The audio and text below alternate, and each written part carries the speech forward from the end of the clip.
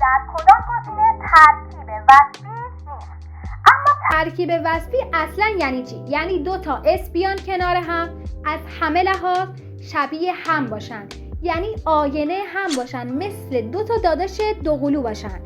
گزینه 1 العالم الاسلامی دارم.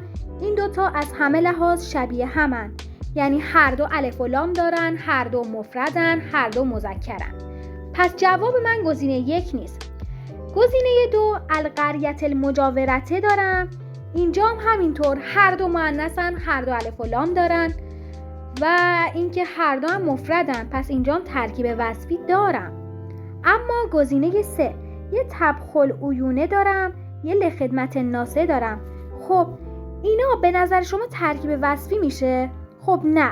چرا؟ چون طبخ و الف و لام نداره، گفتیم باید شبیه هم باشن دیگه.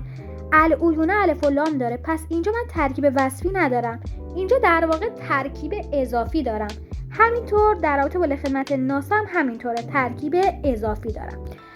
جواب پس میشه گزینه 3.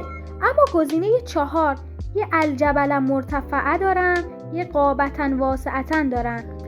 اینجا ترکیب وصفی دارم. چرا؟ چون از همه لحاظ شبیه همن، هر دو الف و لام دارن، هر دو مفردن، هر دو مذکرن. همینطور اینجا قابة واسعة هر دو مؤنثن، مفردن.